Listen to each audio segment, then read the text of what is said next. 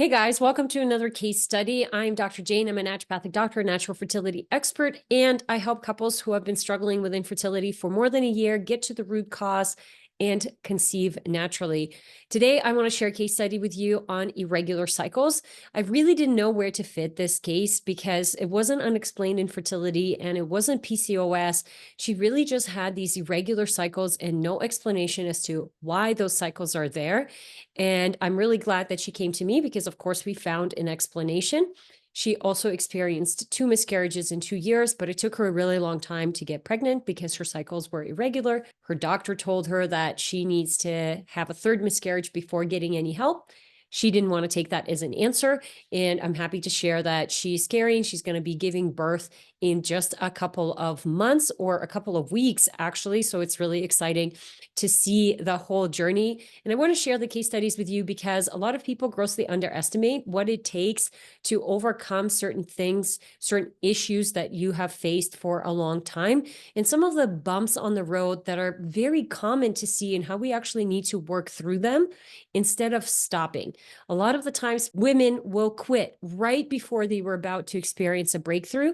And this patient's story is very much, she could have quit so many times because there were so many times where she felt like, man, I'm just not getting anywhere. And of course, it was just a couple of tweaks that we needed to make. And then boom, she got pregnant and carried the pregnancy. And then, of course, I'll show you a little bit about how we supported her at the beginning of the pregnancy and things to look out for. So I hope that you find it helpful in being able to see the case study, but also things that you need to look out for to make sure that you get the support and the help that you need. Let's dive in and let's talk about these irregular cycles. And I'm going to share the labs and everything else that I've ran with you as well. So she had irregular cycles after coming off birth control. The main thing that I want to point out here is that she was on birth control for 20 years. She was not 40. She was in her early 30s. She was like 32, 33 when she found me, which means she's been on birth control since she was 12 years old. And this is really important because when you go on birth control and how long you go on birth control for is going to dictate some things down the road.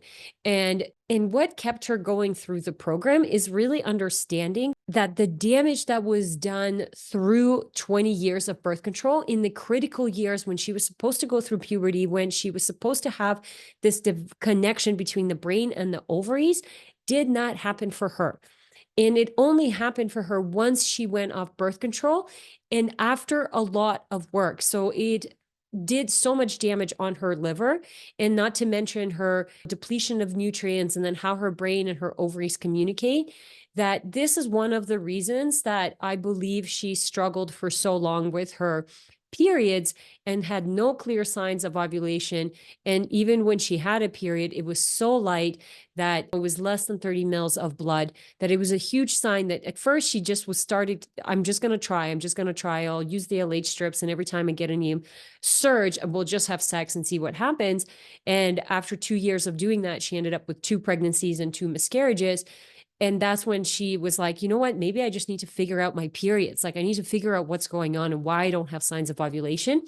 And I'm glad that she made that shift because, of course, our goal was still to achieve a healthy pregnancy. But now we started to focus on her instead of let's just try to get you pregnant, right? Because you are the first place that the baby will grow in. You are the vessel. So if things are out of balance in your system, it's a sign of deficiencies. It's a sign of imbalances. And we need to fix those so you can withstand the stress of pregnancy.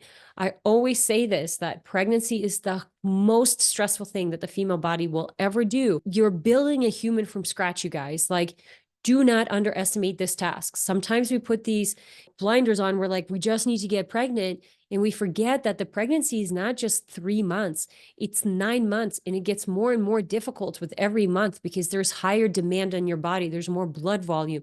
There's more nutrients that you need as the tiny human that you're growing is getting bigger and bigger. It's putting more pressure on your organs physically and just like the nutrients that it takes. So we have to start thinking about this bigger picture and what it is. So I'm really glad she made that shift. So She, besides the getting pregnant issue, she also had digestive issues. She was low on energy. She had a hard time losing weight. She was in the fitness industry and she did a lot of nutrition stuff.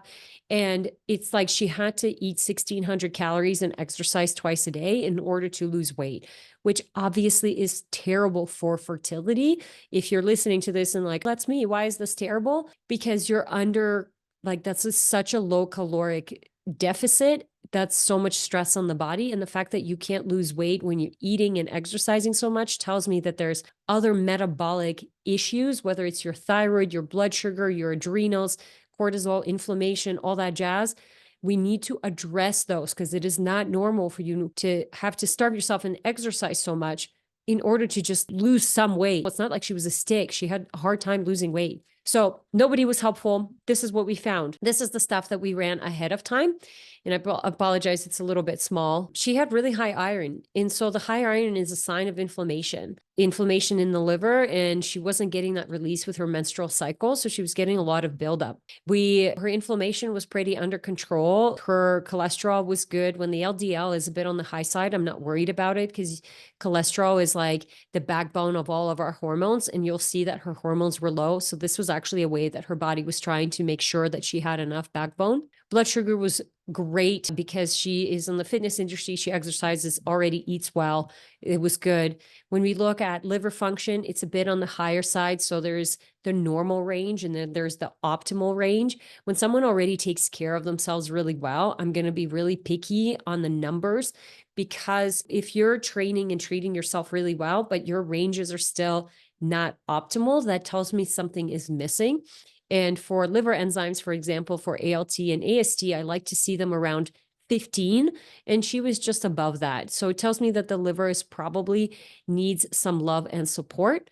And then her BUN and creatinine ratio were slightly elevated, which is a sign that her kidneys are also probably needing some love.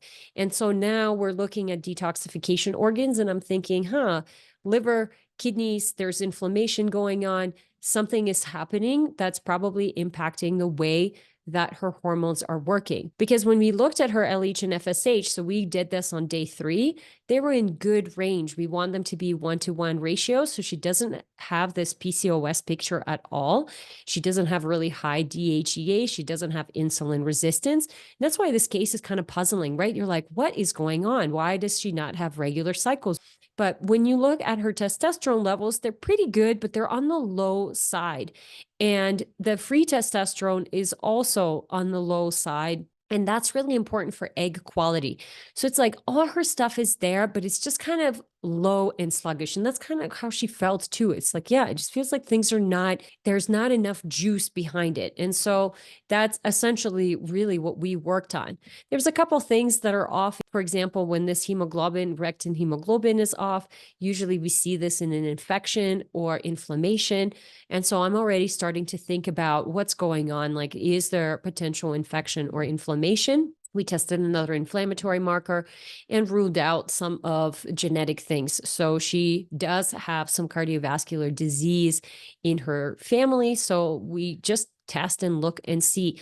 Sometimes people get scared about testing this stuff and they're like, well, I don't want to know if I have cardiovascular disease. You guys, if you just look at your parents and see what they have, you have their genes. But you also have to have the courage to understand that that doesn't mean you have to, the way that your parents are, the issues that they have, you don't have to have the same issues. So this is one of the reasons I became a naturopathic doctor, because I watched my grandma go from an athlete to literally like heart disease, obese, rheumatoid arthritis, osteoarthritis, because of lifestyle changes and some mental and emotional stuff that she never went through. I've seen my mom be on a diet all of her life and be unhappy with her weight. And it's like, I didn't want to do that. I didn't think that that was the way. I changed everything that I did. Like, I stopped eating well. I stopped sleeping. I stopped exercising. I would have insulin resistance and I would have joint pain and I would have weight that's hard to lose. So if you just look at your parents, you'll see that these things are in my genes, but the environment and what I do do and how I treat my body is very much going to dictate if those genes turn on or turn off. I know that's a bit of a side note, but it was important because I remember like her freaking out when she first saw that. And I'm like, yeah, but do your parents have it? Yes, I do. It's great. It runs in your family. We did an iron micronutrient test. She didn't think a lot of things that were really off in the red. But when I look at these tests and I think about pregnancy, I think that like pregnancy is the most stressful thing that the female body will ever go through. It needs so many nutrients and vitality.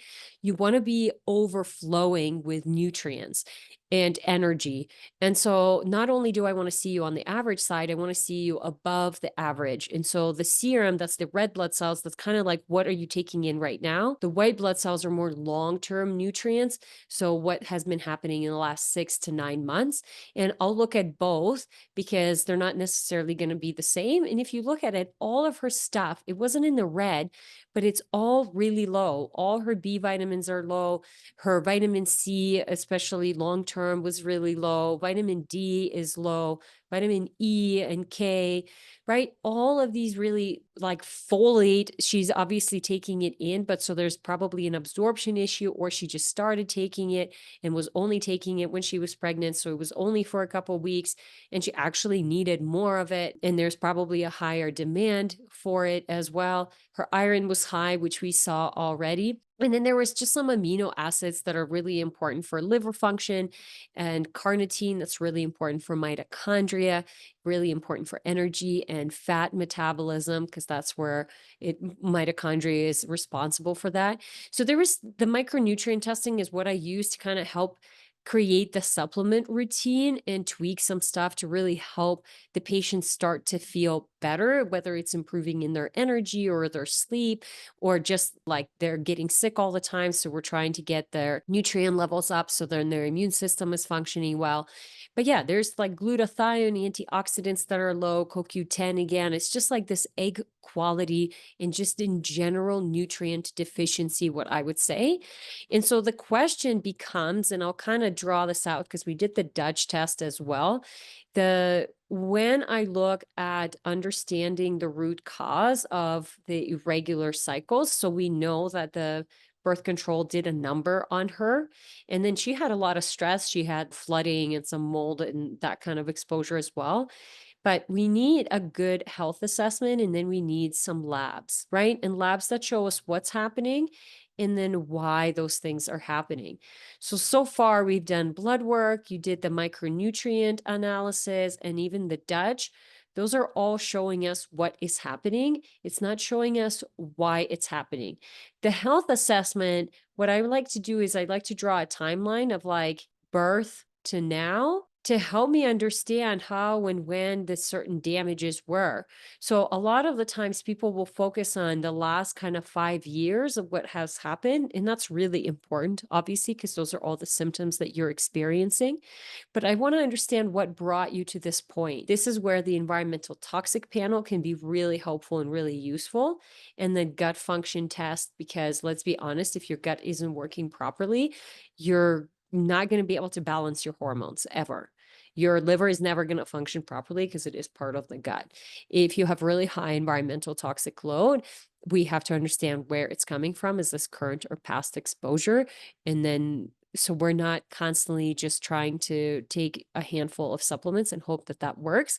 I'm really a big believer that nutrient deficiencies are not root causes. It's toxicities and pathogens that are causing the nutrient deficiencies. And so we have to look at those if we want to really get to the root cause. So on the Dutch test, a couple of the main things that came up is like her progesterone was really low and the estrogen was in good range. So this is in the second half of the cycle. This is when her progesterone should be high. Right away, I'm thinking, hey, quality of the egg is probably sluggish. She's ovulating, but just barely. And then when you look at her cortisol, she's producing a lot, but she's very slow at metabolizing it. So it's hanging around in her system. It tells me that it's either your liver function that's really bad or your thyroid function is really bad or both, because you're just not metabolizing this cortisol. So the body's pumping it out, but it's not being used. So it's hanging around a lot longer. So right away, I'm like, we know that the liver is going to need some love. And when we looked at this is for some reason, some of the arrows didn't show up. You can see that the estrogen that she's building up, like this one, I believe this actually test that she took when she was pregnant. She just didn't know she was pregnant yet. And estrogen E3 will actually be really high during pregnancy. So I believe that was what was happening. And because that progesterone was low, it's like she didn't know that at the time, but it's like, hey, this is probably not going to be a viable pregnancy, which of course it ended up not being. And she had some glutathione issues, so her antioxidants were low. This vitamin B6 markers were both out of range. And these are usually important for hormones, but also inflammation. So when we have high levels of inflammation, we're going to use up B6 a lot more. And then her melatonin was on the low end range. She had issues sleeping. So we're starting to kind of paint this picture and understand, what's going on? Like, why is this person struggling? And then we ran lab work in between because she wasn't one of those patients that just like magically got better. It took a while for her to get better. For whatever reason, there was some resistance to the supplements and the protocols that we did in her body that she just didn't respond as quickly as a lot of my patients. And like I said, she had a lot of reasons to give up. And of course, she didn't. We ended up running a cycle mapping test to see if she was ovulating.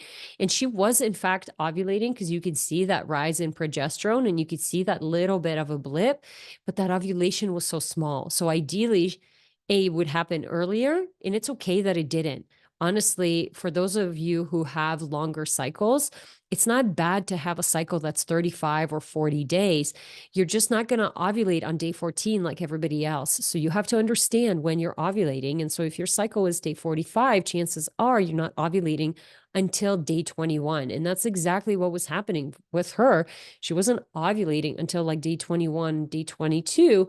And of course, that ovulation wasn't very strong. So she was getting confused. And so obviously for trying, it's not the end of the world, but we did see a spike in estrogen and progesterone. So she's a little bit more estrogen dominant, if anything. But because we saw the spike, we can say that she ovulated. It just wasn't very strong. It's like what I said at the beginning. Her body never learned how to ovulate. Her body never learned that connection between the brain and the ovaries because she got put on birth control so young. And then when she got off it, the brain was like, oh, I guess I have to go through puberty now when I'm in my 30s and trying to get pregnant. And so it was this kind of slow, sluggish start. And so we've retested all the other hormones at the same time. And you could see that her metabolized cortisol was still not getting better. She just wasn't improving as quickly as a bunch of my patients usually do. And usually that means we need more testing. The environmental toxin test, the glyphosate, that isn't 4 times, 5 times the amount. Again, glyphosate is an endocrine disruptor. It is huge for collagen in replacing an amino acid called glycine. Glycine is like critical for all of our collagen. So this is one of the reasons that everybody's all of a sudden on collagen, but it will impact the strength of your hair, your nails, your joints, your gut function, all of that stuff. And so she hit pretty high levels of this environmental toxin. And for the most part, you can tell that she takes care of herself really well because she didn't have a lot of buildup. She did have some E. coli overgrowth that was pretty significant in the gut. And that's kind of this proteobacteria is another thing that's like pathogenic bacteria. We don't want to have a lot of it. We want to have under 10%. And she was at 16.5. And so that was the bloating and kind of discomfort that she was experiencing. And the other thing that I want to bring your attention to is this ratio, FB ratio. So for mucides and bacteroidetes, this ratio should be flipped. She should have more for bacteroidetes and less for mucides. And the reason that puts her at risk for obesity, this is why she was struggling to lose weight, is because from mucides will actually make more calories. So it will extract more calories from food as a bacteria. And so she would eat 1,600 calories, but her system would register more because this bacteria would actually extract more calories from food. And so when you're struggling with weight loss and you're doing the over-exercising and under-eating, just know that a lot of this is actually coming from your gut microbiome and not just the foods that you're eating, but pathogenic bacteria that we just need to get out of your system so then you can rebuild. Because she would eat fairly well, but it would just take so long for her to notice any results. And then, of course, we found some inflammation. She was not absorbing any of her fat. There was so much fat detected in her stool. Her short chain fatty acids, this guy was really low. And that kind of tells me about the mucus lining and inflammation and how good her gut lining is. So she's heading towards a leaky gut. And then her immune system was just in the gutter. And this is kind of from the over exercising and undersleeping, underfeeding. She just didn't have enough nutrients. And then there's a couple of redundancy things where we see overgrowth of certain bacteria, not enough of others, right? Like the bifidobacteria is really important for our gut. So when we're introducing that as a probiotic, you're going to notice a big difference in the gut.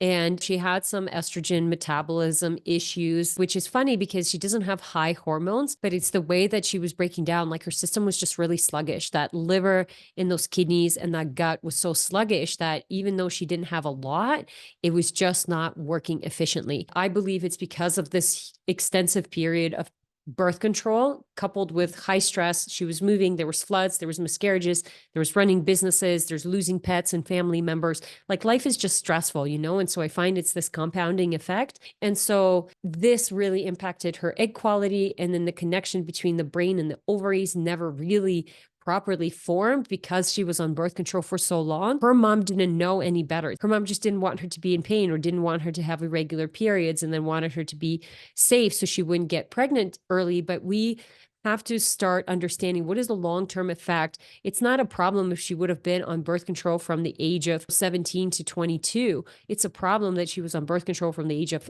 12 to the age of 32 and literally had no idea how her cycle was working. I think it's really easy to underestimate this, but this is why I draw the timeline. It's been 20 years. We cannot expect things to shift and heal in 6 months. And so this patient, she was so relentless in her approach, even though she wanted to give up, she knew she had to keep going because there was no other option. Like, what was the other option? Just to give up on herself? It's like, I can't.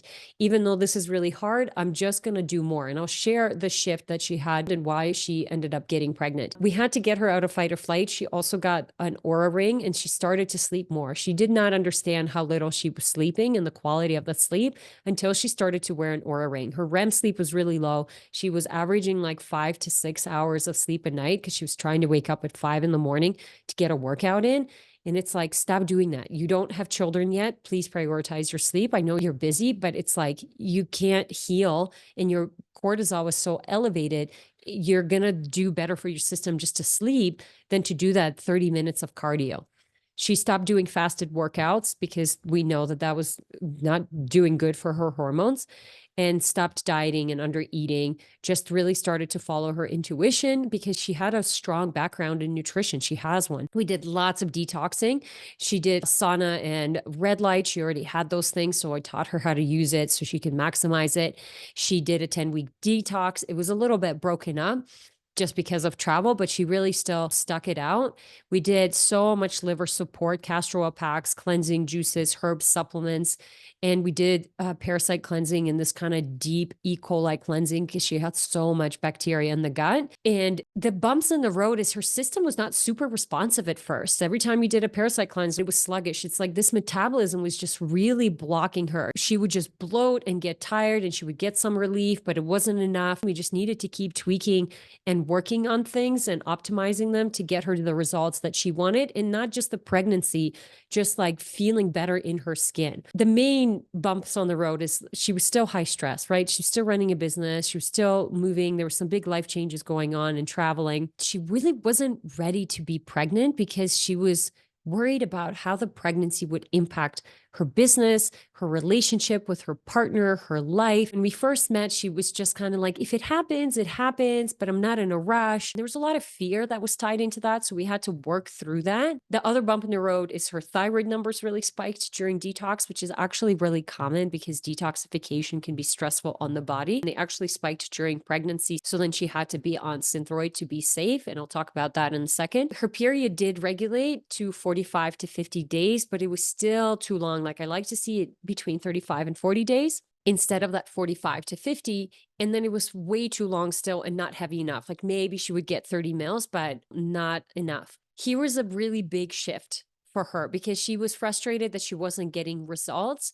And we were doing all this like high dose of the supplements and parasites and liver pushes. And it was this mental shift for her. I'm ready to be pregnant and I'll do whatever it takes. And I will just keep working to it. It really changed everything because then what we ended up doing, she did this 7-day liver reset. She started doing coffee enemas on a regular basis, which really helped to support her liver function.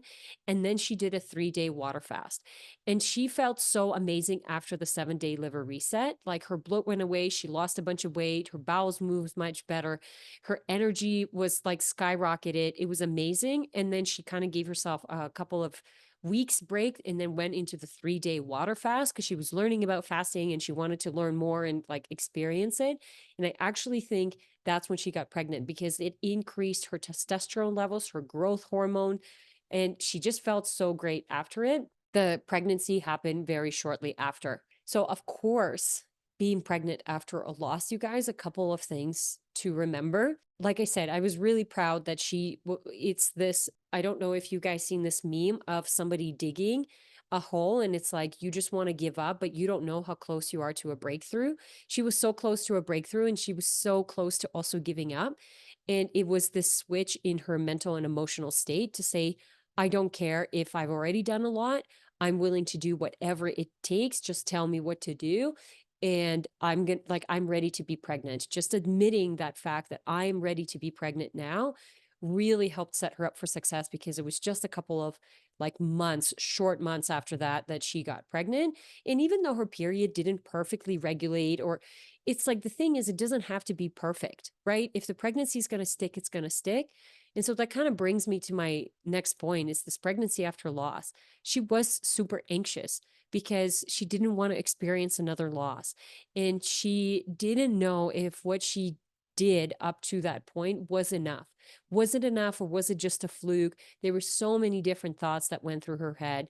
And she also had zero support from her doctors that were local. She needed that initial support because her body almost didn't know how to be pregnant. And then there was the anxiety and the stress of losing the baby that also can cause the lower progesterone and the thyroid being off. So once she had that kind of the 12-week ultrasound where everything was clear, and then we retested some more lab work, and her progesterone was really great, and she could get off progesterone in the second trimester and even started to get off the thyroid medication, and she's completely off it now. It's like it's cool to see what the body is capable of, and that's why we test. We don't just put you on medication and leave it forever. We look at what is going on because the body's constantly changing and evolving, especially when it's pregnant. So the main takeaways, you guys, for this case in particular is please, please, please don't underestimate the mental and emotional component of preparing yourself for a pregnancy. I always draw this out for my patients.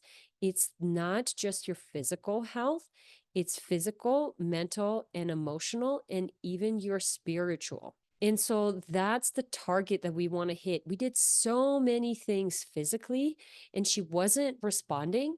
And this is when I sit down with my patients and I go, listen, there's no amount of B12 or TUDCA or whatever other supplement I can give you to deal with this. And there was a lot of resistance, like, well, I don't know if I'm ready. And truthfully, it's because she was scared to miscarry again. And so if she wasn't really trying, that means she wasn't really failing, right? And so this deep fear of failing and not being able to face that with her body, where she tipped the scale and said, I don't care. I'm okay to fail, but I want to experience this. So please don't underestimate the mental and emotional component of preparing yourself for a pregnancy and also being able to maintain a pregnancy. And the last takeaway is if you feel like you have done everything, I promise you that you haven't. I just promise you that you haven't. Don't get stuck in the mindset of, but it's enough for this person. It doesn't really matter what somebody else had to go through in order to get pregnant or not go through. What matters is what do you have to do in order to conceive and have the pregnancy and the healthy baby that you are dreaming of. I always say that fertility is just the beginning of your journey because pregnancy is going to be a whole other thing and postpartum will as well. And fertility should be your healing journey. It should be about you healing physically, mentally, emotionally, and sometimes spiritually as well, because it's your soul, is your spirit that's going through this really tough experience.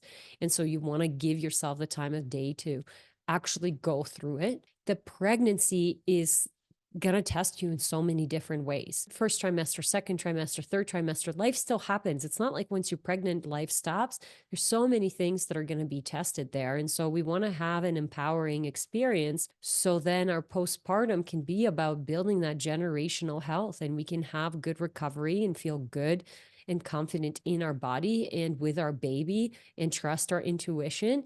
We can't do that when we feel like disconnected and a hot mess ourselves. And so if you feel like, well, this should be enough for me, I get stuck in those thoughts all the time, whether it's about my business, my relationships, my health. It doesn't really matter. What matters is, what do you need to do? And this case is that perfect example where that mental emotional shift made all the difference in the world for her.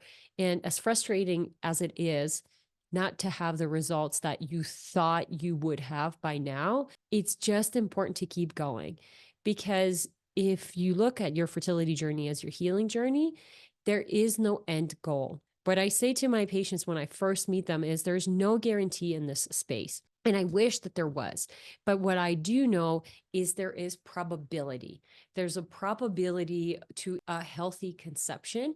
And that happens when you have good thyroid function, good immune system function, good blood sugar regulation.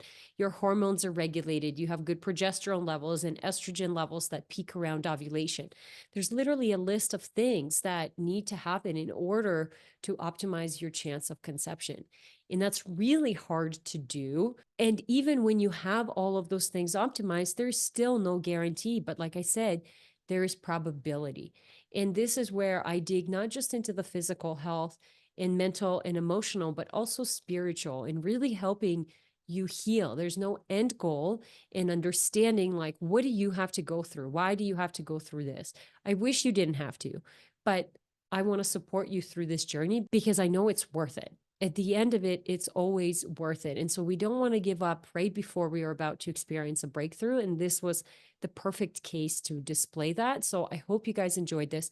If my program and the way that I approach things sounds like something that you're interested in, please fill out the application down below and we'll see if I'm the right person to help. And if you have any questions about the case, please reach out on social media. I'm always connecting on social media and helping women take charge of their fertility journey, help them feel more confident and in control, and actually heal so you can have an empowering pregnancy and postpartum. Thanks so much for tuning in, and I'll see you next time.